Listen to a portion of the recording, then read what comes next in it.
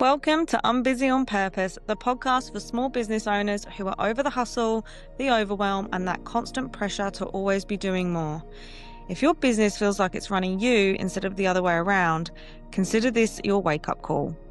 Here, we're going to slow it down, cut through the chaos, and actually take back control. I'm your host, Lucy Carter, and I'll be sharing real stories to help you feel less alone and practical tips that won't scramble your brain even more than it already is.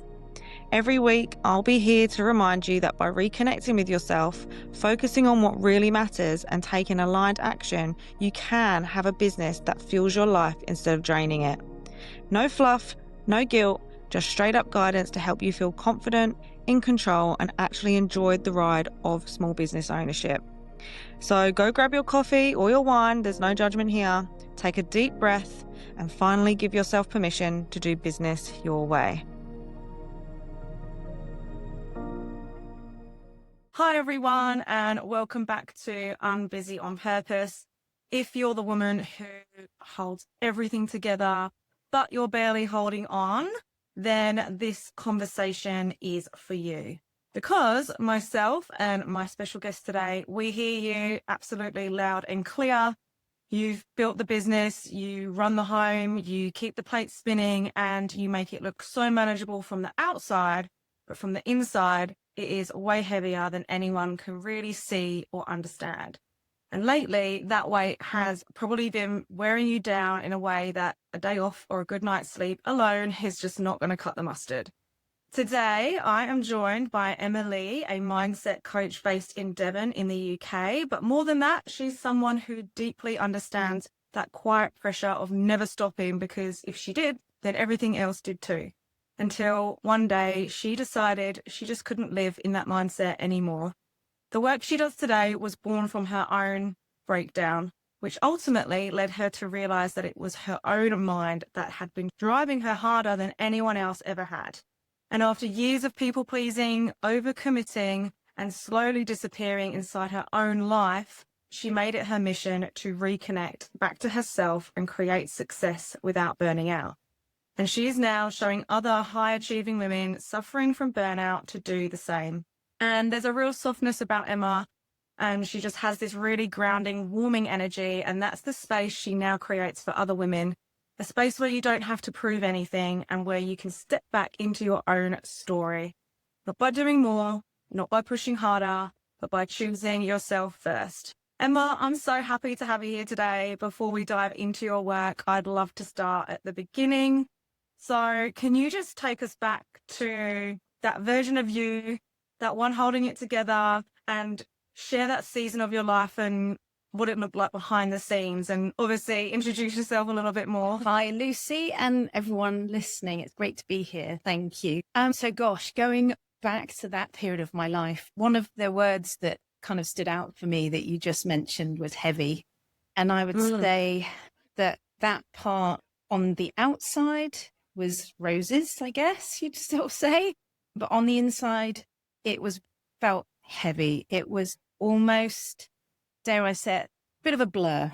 It was a lot of me reacting on autopilot, is a way I guess I could say. Not intentionally acting, but sort of that relentless doing yes person. And I think what happened really for me was I actually lost who I was. Fundamentally, I lost who Emma was. So you're there holding it together, like you say, people pleasing, busy on the go. But actually the inner exhaustion and what was going on both in my body, but also in my mind, it was so different from what was on the outside. And I think looking at it a little bit like it honestly was quite a blur. And it's a bit of a strange realization, I guess, to come to that's probably for me what it looked like was quite a blur. So, yeah. Was there a particular moment that you kind of came to that realization? Was there a particular moment where you were just like, geez, I can't keep living like this. I feel like I'm in this fog. I feel like, because there's going to be so many women out there that, you know, in life, in business, that get to that point where everything just feels like a blur. Everything just feels like one day rolling into the next. So yeah, what was that pivotal moment for you where you kind of realized I just can't live like this Yeah, anymore? well, it was something personal that happened. It was actually my dad sadly had a brain hemorrhage, which he has subsequently recovered somewhat from. But it was, for me, I think, this sort of pivotal point where it was a wake-up call, because something not work-related in my personal life happened, which it kind of forced me to reevaluate, and it forced me actually to stop and slow down, because suddenly I was helping other Mm, people in terms of my mum and dad and the impact it had on our family. So actually, it was something out of my control. There's nothing in my control. And it was a big sort of wake up call for me personally. And then I sat and thought, do you know what? Life is what it is, as we know, and can change in a heartbeat. What, mm, who am I? What's making me tick? Where am I on my priority list, actually? So that was, mm, for me, I would say, the point that it really hit home of what I guess life was all about, or is all about. And it yeah. happened, as these things do, in a heartbeat. And that, Yeah, I could totally relate to that. Obviously, I shared a bit of my story about what happened last year with my partner having a cardiac arrest out of the blue, and then my dad passing away in a really short period of time. And we did discuss this, and we were saying like how it just changes you as a person when something so, I suppose, traumatic and dramatic can happen like that. And like you say, in a heartbeat, it just changes you as a person, and yeah, you can't really go back to kind of being that same person. So things do have to shift 100%. yeah, I agree. Yeah. And I think a lot of women listening to this can probably really relate and recognize the identity of being stuck in a rut or in a humdrum or in that cycle of just like doing, pleasing, saying yes to everything. And then just being the capable one, the one that holds everything together, the one that, is just on all the time. And especially as a business owner, a mum, all of those things, you are on all the time. So where do you take that moment for yourself and slow down and step aside and go, actually, where am I, like you say, where am I on that priority Yeah. list? Because I feel like it's so easy to fall into that like life and that cycle. So from your perspective, working with women like this, and obviously being a mindset coach and going through your own story and journey of doing that and kind of coming out the other Yeah. side of it, why is it that it's these kind of types of women, the strong ones, the ones that it looks like they have their Yeah. shit Yeah. together, Yeah. they've got, why is it, do you think then, that these are the people that kind of burn out most often? What is it that, if we are so capable, if we are so like driven and can do all these things, why is it do we get to burnout a lot? Well, I'm going to sort of flip a little bit of what you said, because I Yeah, also, go. I also question whether, are any of us, when we talk about strong, are we actually just perhaps better at masking it or hiding it? Mm, Because, if I sort of look at it through all the different lenses of my life, and you can be a little bit stronger in one area, but perhaps not in another. And in a sort of business perspective, we can, put it out, we keep pushing through, keep going, like exactly what you've just said. mm, Women who push through and keep going, and they're people pleasers, people rely on them. Is it just, are we mm, sort of masking what's actually really going on just for longer? Because we're human, right? yeah. Like, we are human. And, Yeah. are we really being honest with ourselves? Because, yeah, we do talk about strong women, and that's great. But like I say, we're human, we're not robots. And it's only a matter of time, I think, before something just cracks. Me, Mhm. actually, it also coincided with hitting what we now call perimenopause, which is a joy that I'd never had this Fun, word a isn't few it? years ago. There's a lot going on for us as women. If we're Mm, business women, often got family members, partners, maybe children. it's a hectic life and we keep pushing maybe the limits, but actually, yeah, I just wonder, are we masking things perhaps better for a period of time? Perhaps not being too honest with our emotions. Yeah, I think so. Because I suppose we do just go, oh, we'll deal with it. We just Trojan on through. Yeah. But there are those subtle signs when someone is like running on autopilot. There obviously are those red flags, so to speak. So even if everything looks perfect from the outside, what are some of the signs or the red flags you wish you'd kind of picked up on or noticed sooner so you didn't get to that point? Is there any? Good question. It's like so many. Yes. I don't know. Yeah. I think the bit about, which ties in actually to this podcast, is the bit about busyness, being busy all the time, and actually probably looking, if I was to look at myself and go back and see if I could do that and sit there and look and hover over the situations, it was not actually having any downtime, not having those pauses and being busy, possibly sometimes almost for busy's sake, this sort of being busy, just that constant, I think you mentioned treadmill and, you know, that being on time. And actually probably health-wise, you know, illness, getting those sort of troughs, dips in health, because again, your body can only cope with so much, isn't it? So I think if I could look again above me and see, actually, you were just busy all the time. Like, when did you actually stop? Because if, say, I was busy with work, but then I was busy at home, but then I was busy with friends, but then I was busy, like, just everything. It's not having those pauses and downtime. I think that would have been great to have realized. Good old hindsight. And I suppose it's as well, like we don't want to let people down. We don't want to say no and upset somebody else. So it's like all of these other things like layer on. So, you know, we just get on with it. But we're actual fact like, oh, fuck, I really don't want to go to the party. Or it is a case of just saying no. And I know so many people like that in business and out of business. But it's definitely something that I did a lot of, saying yes to jobs that just weren't really worth my while. It was like, oh, okay, it was an experience. I learned how not to do something, or, you know, but it was a lot of, I don't want to say time wasted, but I do feel like if I had the awareness I have around not being as busy and taking everything on and saying yes to everything, then maybe I would have gone in a different direction there and I'd end up somewhere else. But life happens as it happens and we all learn. But I think for the woman listening right now, probably sitting there thinking, I'm fine, I'm just tired.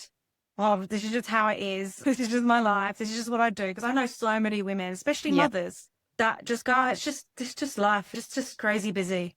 So for those kind of women sitting there listening to us and thinking that, you know, what words of wisdom would you give her based on your experience, your journey? So I think if I could say to the woman listening, you are more important than your to-do list. The world will not fall apart if you pause. Actually, it can expand, because I think when you have those slower moments and the moments of downtime, it opens up.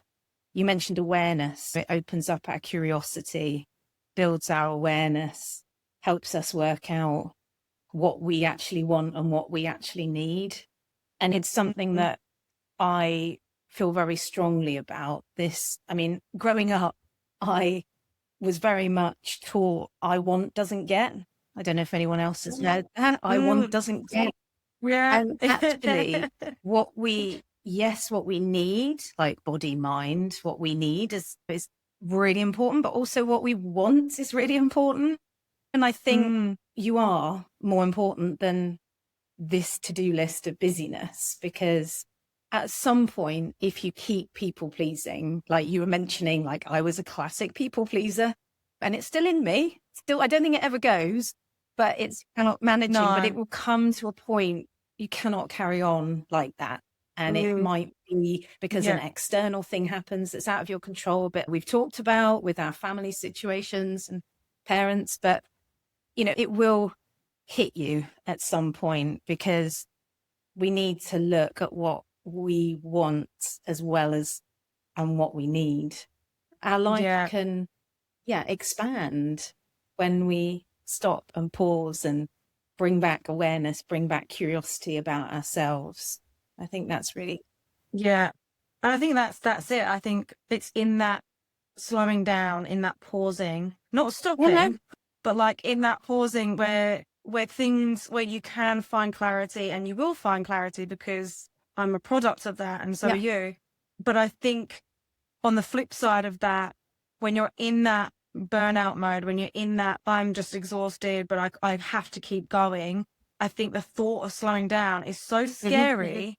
Because women are just like, especially women, I don't, obviously this podcast is more for women. Obviously men go through this as well. But for women in business, running a home, doing all the things, slowing down is just like, oh, fuck, that's not an option. It's not an option. It is so scary, because it's like, if I stop, then everything else will stop, and I will fail, and I won't get the things I want or need based on what you just said before. So, you talk a lot about stepping back and going back into your own story and owning your own story and becoming the main character of your life again.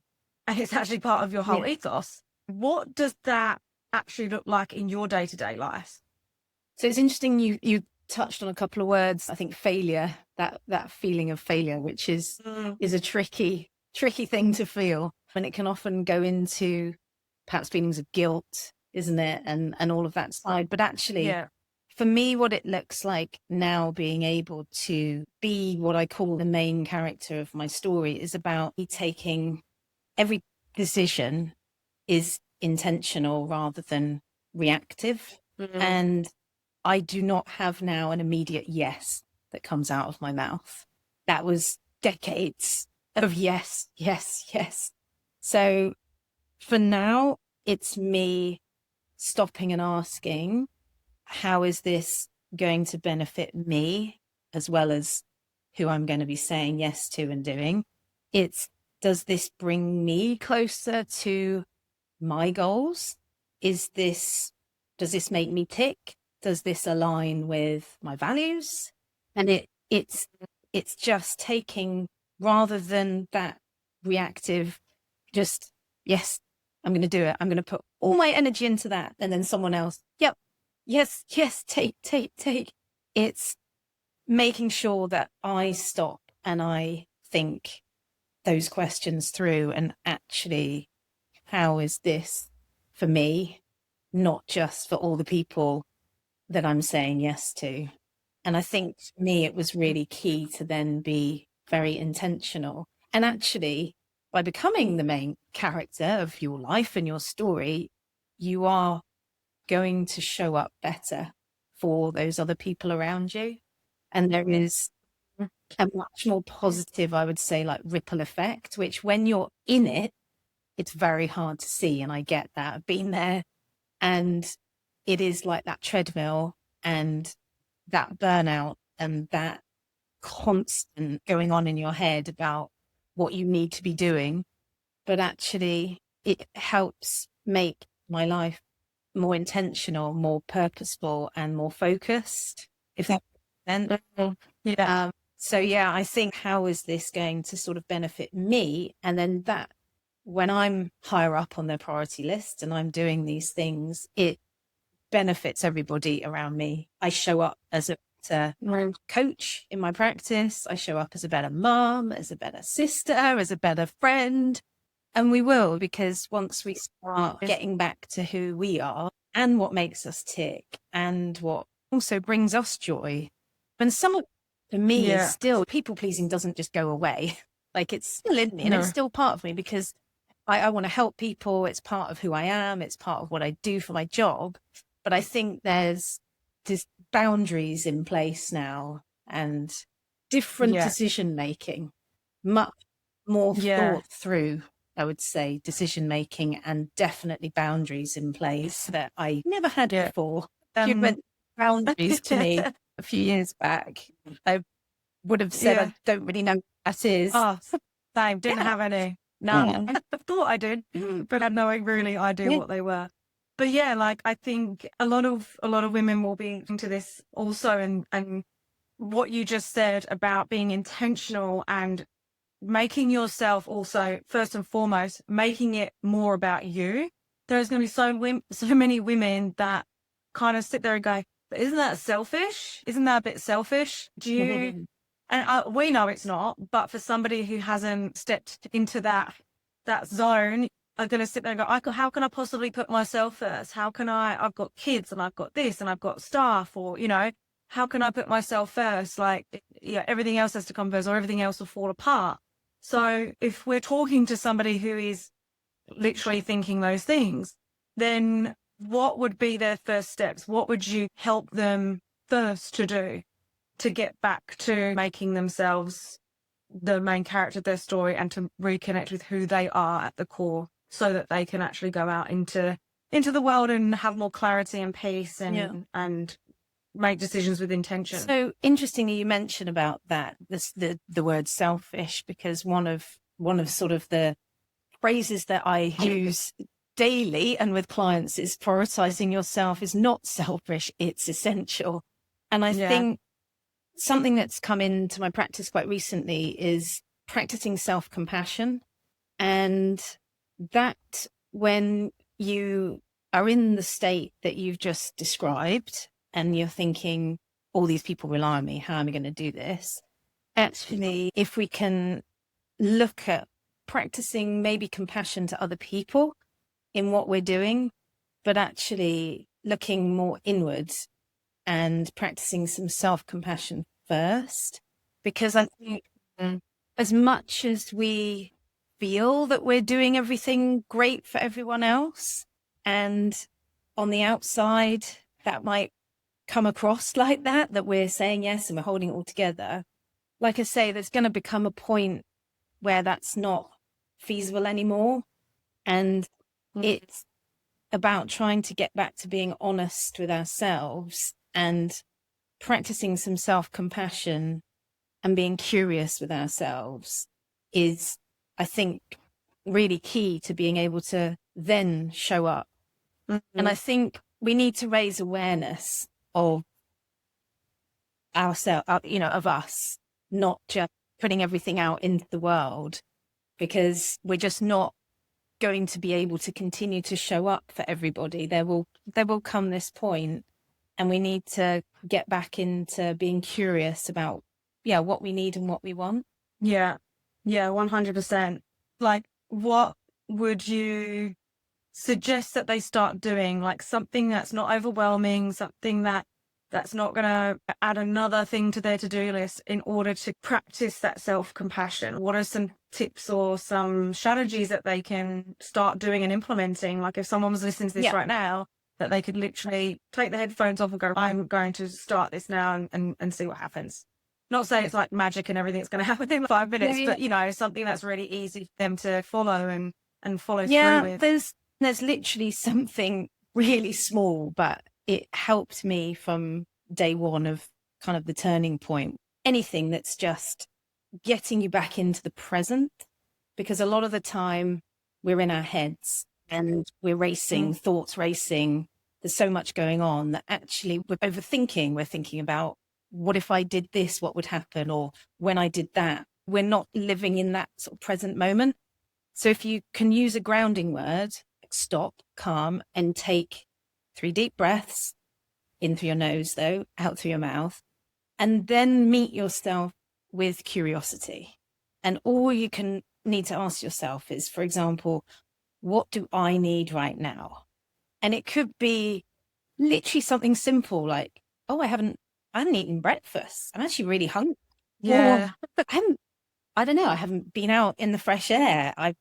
Nature. It could be something deeper. It could be, do you know what? I really need some help, or I really need to talk to a friend. But it's literally stopping yourself and bringing you back into the present moment. So you're not in your head anymore. You're stopping. And then you're just meeting yourself with that curiosity. And that for me is really key, because in the world of stopping, you're just pausing for a moment and you're actually meeting yourself with kindness, openness, honesty, curiosity, just asking yourself that question, what do I need right now? And it could literally be, oh my gosh, I haven't drunk anything for hours. Because again, we can get so into our to-do lists and our busyness that those sort of fundamental things could be missing. And I think asking yourself that is going to bring you into the present moment. And from that, you meet yourself with that curiosity, and that pause can just help reset your mind into a actually more productive, better space, although we might not see that initially. Because it's that knock-on effect, isn't it? And it is I always say it's always in the small kind of like mini things, the little micro moments that really have the compounding effect. And like just doing a simple like breath in, breath out, like you say, or just saying a word. And I was actually, funny you say that, because I was actually listening to a podcast today and they were talking about that. And when you're feeling stressed or anxious, it's like if you actually give it a word, it actually breaks the cycle of whatever's going on up there. And actually naming it and giving it a word, it just gives your brain logic to it. You're like, oh, okay. And it, like you said, brings you back to that present moment to just be like, okay. And I remember doing this with my sister, and it wasn't necessarily doing a word, but I remember she was having a really bad like anxiety attack. And I just said to her, whatever you're worrying about, say it out loud, speak it. Because as soon as you give it words out loud, it's not in your head anymore. It disengages it, and it doesn't give it as much power anymore.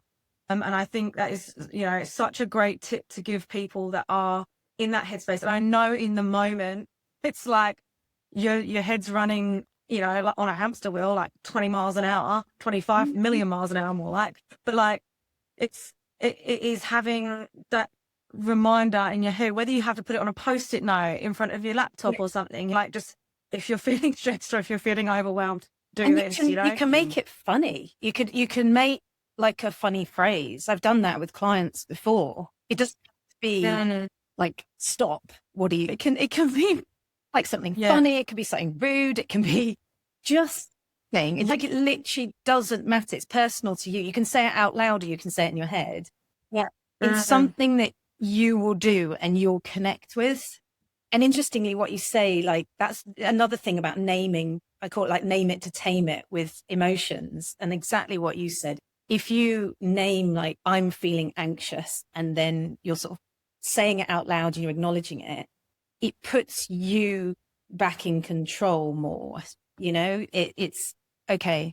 Now I feel like this. What am I going to do about it? And like you said with your sister, just being able to do that and physically saying it out loud and almost, and these things just break the cycle of, say, overthinking and worry and overwhelm and stress, because it's taking you back into that present moment.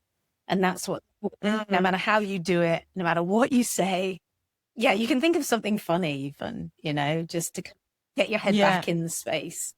And you mentioned something before as well, like about getting outside. Sometimes we just need to get outside. And I think when you are building a business, you can get so trapped, on computer mode, and then you're stuck in the same position for hours and hours and hours. And then you're like, why do I feel so shitty? Why do I feel so tired? Or why do I feel so exhausted? And then the kids come home from school and you're like, I've got to cook dinner now. But if you'd actually given yourself 10 minutes, half an hour, or actually giving yourself an actual lunch break, because in the real world, people get lunch breaks, but for some reason we don't give ourselves lunch breaks. Just taking yourself for a walk and giving yourself that permission to go for a walk and be like, it's because I'm actually going to find that I have more clarity when I come back. Because, we can sit there and get frustrated. I mean, prior to this recording, we were trying to figure out the technical issues. And there's a point you get to a point you're like, but if I was doing that on my own, it would have been a completely more stressful experience, because I didn't have someone to laugh with. But it's in those moments. So you're just like, you're getting yourself to a point of like stress and anxiety and whatever. It's like, well, how about if it can wait, let it wait. Give yourself a break. What So at this point, what really yeah, matters. And interestingly, you say about the solo business owners, sometimes it can be quite good to actually put in your diary the times to have the breaks, because like we know, otherwise you just keep going through the day and at that point, maybe kids are coming home or something's happening, but actually schedule time in your diary. It doesn't have to be at, it could be. And then sometimes that's been a good thing to help just either remind you, oh, I haven't done that. I haven't gone outside. I haven't taken a breath of fresh air today. Just eat, drink. Almost like you said, it was interesting. You said, give yourself permission, because that's often what it is. Because again, there's always stuff to do, and there's always, I feel guilty because I'm not doing that. But give yourself permission to be able to take a moment or half an hour, like you say, like not normal people, but it was part of life. You need to have that, and actually, you will come back in a probably more creative space, more energized, all those things. We just often don't see it when we're in it and we've got everything to do. Yeah. But actually, by giving yourself those like pauses and that time, you'll probably come back and absolutely nail the other jobs you've got to do. Because or figure out that tech issue. Just take that time and do it. Yeah. So you mentioned guilt, right? And that's obviously a big one, because when we do rest, pause, take time off, or just, take a break because we feel like we're getting a bit stressed out, like that guilt around fear of not, continuing to do something, or not just keep going, and you don't pause. How do we manage that guilt? One, by, giving ourselves permission to stop and pause, and also to put ourselves first. There is so much guilt around that. And I know we touched on that before, but like, how do we actually manage the guilt side of things? Because it is such a huge thing for women and women in business. I deal with it on a daily sometimes. I'm getting better, but there is always that guilt if I'm like, do you know what? I know I need a break. I'm just going to go to the beach and spend the rest of my afternoon down there. I do feel that guilt. So how would I manage that when that comes in? I think I get the guilt thing, and it happens a lot. Yeah. As a business owner, also I find it a lot as a mum. But again, on the flip side of it, I remind myself who I am, the other side of doing some of those things. And it's almost seeing, okay, when I do go and do these things, what do I then achieve? Who am I then? How am I showing up then? And it makes kind of evident building up in my mind. Oh, because remember when I did do that, gosh, I had so much more energy. I think I was actually a much nicer person. I was a much nicer mum. I was almost reminding yourself of who you are after putting yourself first, because it is hard, and there's always going to be little bits that come in your mind, and you'll be like, oh, I should be doing that. I could be doing that. But actually realizing who the sort of person that we are when we come kind of back into the room with everyone, or with colleagues, or with this, for me helps, because I know that I'm actually stronger, like you say, a probably better colleague, a better coach, a better mum, when I have actually prioritized. And I think the people around me see that. They definitely do. And I think, being open and honest and talking to your loved ones, that's something else that I think I definitely did. I was much more honest with the people around me as to what I needed to do. You think that people are going to see you differently. Maybe you have like questions, or they're not, I don't want to be seen as not being strong or not being capable. But actually, I think often people respect you more, and it's quite a good learning for everyone else around. And to be like, actually, like I said to my kids, I need to take X time, or I need to go and do this, so I come back as a better mum for you, and that my head's clearer. And I think people around you that care about you, that respect you, that love you, they will see that, and almost then my kind of guilt lifts, because they're sort of seeing it as well and coming back to me with definitely no negativity. If you genuinely respect somebody as well, either in a work capacity or however, you know, it's really who they are as a person, isn't it? If they're a good boss or a good colleague or a good whatever, and actually what they need to do to get to that, that's fine. That's kind of their business. But I think you are often actually respected, and people perhaps treat you differently when you do start prioritizing yourself and choosing yourself, because you show up in a much more authentic, better way. Actually, I know that the people around me have had the benefit of me choosing myself more and prioritizing myself. And I think that's what helps me not feel guilty, because I've seen the other side of it. I've seen how they respond to me and how I respond to them, and I don't maybe snap so much. No, I don't. I'm not like the naggy mum so much, and I'm not the on edge, stressed out person. When I have chosen myself and prioritized myself, I definitely show up as a better Emma, as a better whatever, you know, mum, sister, colleague, coach, whatever it is. I see it, and I think that's where the I totally relate to that. I've got 2 stepsons, and sometimes it's a lot. Like, I'm building business, I've got work and household and then kids 50% of the time. So I don't know how full-time parents do it, to be but it's in those moments where I feel overstimulated, I feel overwhelmed, and I say to my partner, and I'm lucky we have this relationship, that I can say to him, can you give me half an hour, and I just don't want any interruption. I just want to be on my own. I just need to breathe, or I need to go out, or and he's just, yeah, cool, I got it, I understand. But there is times where I actually get past that point and miss the boat completely, and it ends up me just the lid's blown off. But then I kind of realize where that has gone wrong.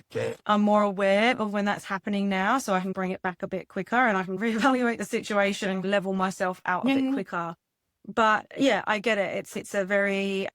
It's an intense situation to be in when you're in it, but having that reminder, I think it is in the doing, although for a lot of people, just giving themselves permission to take some time for themselves, it's in that, like, actually doing it, that's actually going to create that ripple effect. Like you said, it's like when you do it and you get the outcome and you're like, oh, actually, it's like evidence. That makes more sense. Yeah, 100%. And it is. It's like that repetitive input of doing something like that. Eventually, your brain will see it as like evidence, and it becomes like your norm. So it is just pushing yourself and being like, actually, this was really uncomfortable. I'm going to have to push past this feeling of guilt and uncomfortability and really, really understand. And I think in some cases, and in a lot of cases, people need somebody else's help and that mentorship and that coaching to kind of just like, right, I want to do this, but I'm feeling this heavy guilt. Or even they might have somebody physically giving them guilt and being like, oh, why do you want to do that? Or why don't you want to spend time with me? But they still have to stick to their boundary. And it's having that strong belief that when they do start doing this, the people who don't respect your boundaries and don't respect you, you know, can F off eventually. But it's you've got to start building that confidence and that self-respect for yourself. And I think that's something that I have learned, especially in business, but along my journey of life. It's taken me a long time, but owning a business, you're going to get people that are going to try and push your boundaries all the time, as you would know. So on that note, for somebody, when you think about when somebody's trying to build a business and they're trying to increase their impact, they're trying to grow personally, what's your thoughts or perception, or how do you think doing something like that and thriving and building your empire or whatever, and your home and business or life, how can we do that? How can we thrive without burning out? Like, what does that look like? Like, thriving without burning out, because I feel like some people just don't feel like they can go, those two things can go in the same sentence. So I think it's not something that happens overnight. And you said that it is a journey. No. And it does take work. It takes Yeah. work on yourself. I think that's what it is. From my experience, both personally and working with clients, it's a lot about meeting yourself with curiosity, because it's often we've lived on this treadmill, and being able to start thriving, we can't do that if you don't know yourself and if you don't build awareness and be curious about you as a person, because and it is a journey. You don't suddenly go from one day this to, oh yes, I'm thriving, this is all amazing. No. It is about pausing, and I think this is where it comes in, and going back to realizing your own path in life. You need to be honest with yourself, be self-compassionate, meet yourself with this curiosity, because I do think that a lot of the time, a lot of the clients that I see have just carried on and carried on and carried on, and they don't actually know themselves. A lot of women come to me and say, I've done amazing here, and I've this and I've that, and work's amazing, but I feel lost. I don't know what makes me tick. I don't know myself. And I think almost you need to step back to be able to go forward. And that can be scary to think when you're in it, but actually asking for help, maybe getting a coach or a mentor, or investing in yourself is really, really key. And I think actually mentioning that, investing in yourself, that can be monetary wise, but that can also be in time and be in energy. Yeah. And if you can do that and start really working out what you want and what you need, then you can move forward, and your life can be more aligned with who you are. I think possibly looking at it longer term, and you can't plan everything in your future, but I think we need to you can hear the sirens behind you. Sorry. What's going on? Something crazy going on. But I think I'm in the wild west out here. Literally. And meeting yourself with curiosity, and knowing that it is going to take some work, but actually it's going to be better on the other side. And it's okay. It's 100% okay to go and ask for help, get help, and invest in yourself. It's what I don't think, really been taught to do as women, have we? And grown up. That's not something that comes naturally to us, but actually investing in yourself, whether that be getting a coach, a mentor or something, or even just investing time in yourself to take that kind of pause. And I think we need to stop seeing that as being selfish or we're just thinking of ourselves, because in essence we're not, because that, like you said, the outcome, it's not like we need to be like, everyone can bugger off, no one else, and I don't want to do anything, and saying no to everything. That's not obviously what we're saying here. Not. It is about being intentionally kind of choosing things that are actually going to help you function better and not feel so overwhelmed. And I think for me, like, previously, I don't do it really anymore as much, but the busyness side of it was very much me feeling like if I was busy, if I didn't stop, if I just continued to just sit on my laptop for 75 hours a day, not that there is 75 hours in a day, but I felt like I was being productive. I felt like I was successful, even though nothing was moving the needle. Yeah. Nothing was changing. And I think it's how we define success. And so many of us, and I am guilty of it too, is like defining success with input, right? And it's actually not. It's just the output. It's what whatever we put in, if we have intention in it, that is what comes out. And don't worry, it's like money thing was always a huge thing for me. Money has always been a very icky field for me to get my head around, and it's always felt very desperate. Like I've had lots of desperation around it, and money doesn't grow on trees. We all had that. So I feel like if I'm not doing, if I'm not working, if I'm not looking like I'm being productive, even though I'm not really doing anything, I feel like I'm failing. I feel like, not so much anymore, like I said, but that's definitely how I used to feel. And I would sit on my laptop, not move my ass for like 11 hours sometimes, and just, and be brain fried by the end of it, or to just prove something to other people and also to myself. And I think we have to really look at defining what success looks like to us, because I feel like a lot of us are trying to reach a standard that actually doesn't align with who we are and what we actually want. And I think that really does coming back to yourself, and like you say, meeting yourself with curiosity and asking yourself the questions of what is it do I want? What is it don't I want? And am I on the right path? Do I feel like this is something that actually fits the bill for me?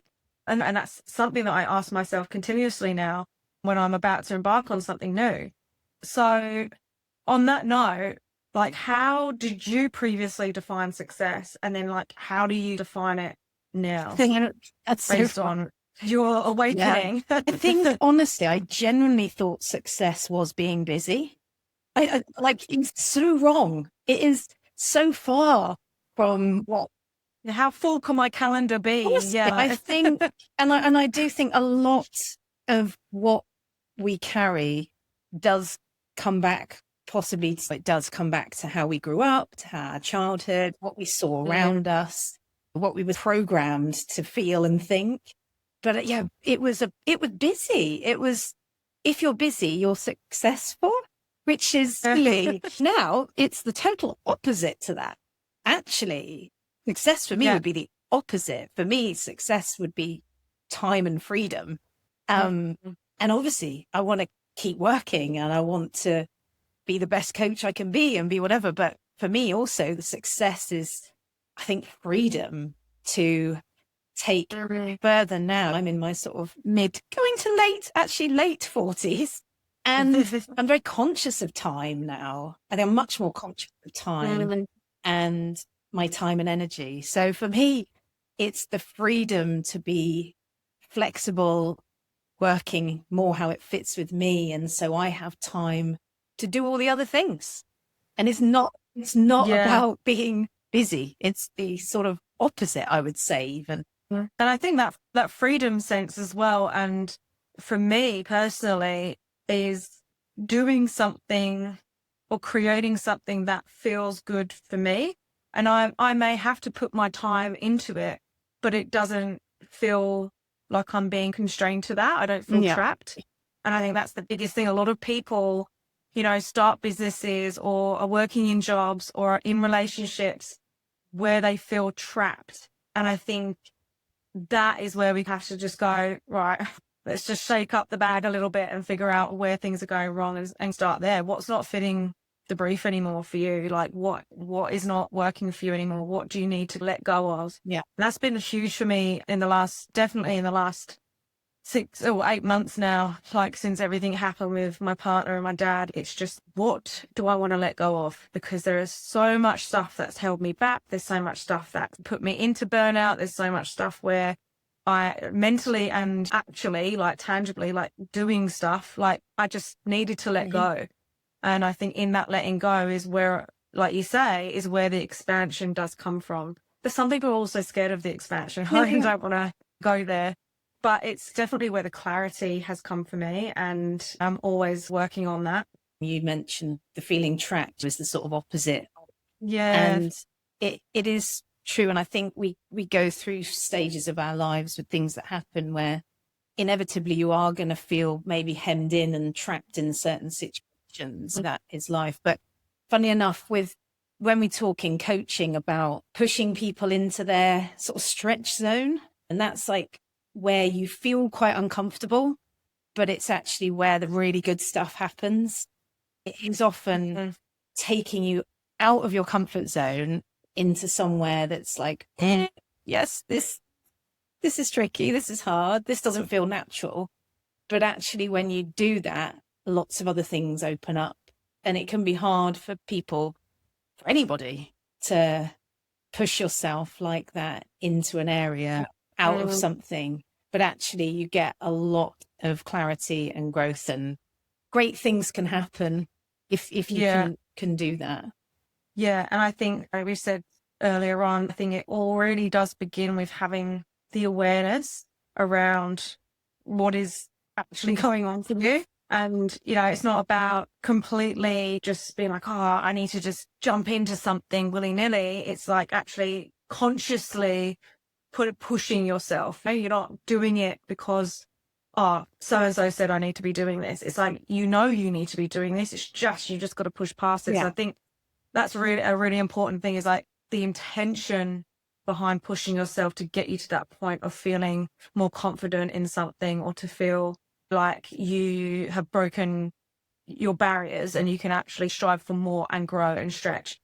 With everything, it's that intention and that being aware of this shit happening and knowing that you need to change it. And I think for some people, it might just take listening to a podcast episode or seeing a social media post and being like, oh God, that hit me. I know you shared a couple of tips earlier of like how to manage certain things when it comes to our mindset and around burnout and things like that. But is there anything else you wanted to share? Any other things that you want to share when it comes to, you know, when people are in survival mode, and how can they get out of survival mode back into choice for themselves? Yeah, what's something easy? Have you got anything else up your So, funnily enough, you might not want me to read it now, but I would direct people to, I wrote this poem, which is a bit of a funny story behind it, but I've had, it was something that came about. I don't write poems, just FYI.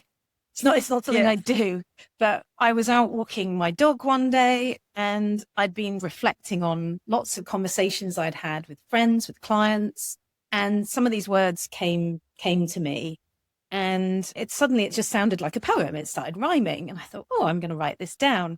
And then I wrote this poem, and I kept it to myself, and I hadn't shown anybody. And then I thought, well, okay, maybe I'll show it to my husband and my kids. And they were like, oh my gosh, there is so much in that. And I got quite emotional reading it to them. So then I decided, oh, I'll share it with my clients. And it's called Choosing Yourself. And it ends with the point of basically talking about prioritize you, let the world wait, choosing yourself today. And when I thought, oh, I'm going to share it with my clients, I thought, wait a minute, they've already started choosing themselves because they're my client. They've come to coaching. They've already invested in themselves. So I decided to read it and post it on social media, which again is something that I've never done before. And actually what came back, I believe it resonated with so many people, and it gave those listening a real point. They obviously listened, paused. A lot of people could relate to it. And the feedback that I got was amazing, that it helped them realize that they weren't alone, that this is how a lot of people feel. And actually there's positivity in choosing yourself and moving forward. And it's all about exactly what we talked about earlier. Prioritizing yourself is not selfish, it's essential. So if anybody did want to listen to it, it's literally a short poem. Yeah, and I'll link that in the show notes as well, so people can just go straight to it, because I have listened to that, and it was, it hit some chords for me for sure. Definitely, it was a beautiful poem, and I love a good poem. Me and my sister, if we're at any weddings, we're either rapping or we're poem. Oh wow! A poem or something. Oh gosh, I don't know. This is a bit of a... Not that I can rap very well, but this is a bit of a Ricky one. We try our best. But I think it gave positivity as well, because in answer to your question, I think something like a poem or something, when you look or listen to something, it hopefully resonates and you think, oh, I felt that hard in here in my heart. But actually there's the positivity part of it that it flips into, and actually how things can change. So I think it was if anybody was interested, we can obviously share that. And yeah, we'll put it in the show notes. And that was just such a great example as well of, you were like, I've never posted it, I've never done something like that before, but you knew what the intention was behind it, you knew what the purpose was behind it, and you pushed through that and definitely stretched myself, went into the uncomfortable. Yeah, and then look at the outcome right now. That's that again. It's like that evidence-based stuff. You'll probably go and write another one, and it'll be great. So I just think that was such a great example of doing just that. It was just hilarious. So what do you say? I'm walking the talk with my I get my clients to do these things. I'm like, I've got to do it too. I'm preaching this. Yeah, that's me. Yeah, it's so funny. Emma, it has been such a grounding and honest conversation, and thank you for sharing a bit about your story and your wisdom so openly with me and my audience. But before we finish, where can people find you? How can they connect with you, with your work? Where would people go for that? Probably, thank you. Today's been brilliant. Thank you, Lucy. It's a great conversation. I do hope that it's brought some also ideas and positivity to anybody who's feeling in a tough place right now. So I do hope that resonates with people. So mainly I hang out on Instagram. So I'm on a number of platforms, but I would say Instagram, I am Emily _mindset coach. And also I've got my website, which is emily.life. So I've got loads of free resources that both in my Instagram bio and also my website. I've got some videos that literally people can just, including where my recording of the poem is, but there's loads of free resources that people can access, ebooks, videos. But Instagram, I'd say, is probably the best place to go. That's normally where I feel the most open and comfortable on social media. Yes. And I know there's so many. Oh my God. I think Instagram's the easiest starting point. And from there, you can literally just download and watch, videos and ebooks and things. So I think hopefully that's a good place for anybody to start if they're interested. Wonderful. Thank you. So to everyone listening, if there is something in this episode that resonated, then I want you to, well, we both want you to give yourself permission to take a step back, to breathe, to reclaim your story, and remember that doing less and choosing yourself doesn't mean that you're failing or you're falling behind. It just means that you're actually moving forward in a way that feels really good for you and it's in alignment. And that is exactly what we all strive for in this lifetime. And yeah, Emma wrote that beautiful poem, Choosing Yourself. So I will link that in the show notes and all of where you can find her too. Emma, thank you so much again. Thank you for dealing with the technical mishap at the beginning as well. You've been amazing. And yeah, I'm just really grateful that you came on and shared all this with my audience today. Thank you, Lucy. It's been brilliant. No worries. Take care. Good to see you. Bye.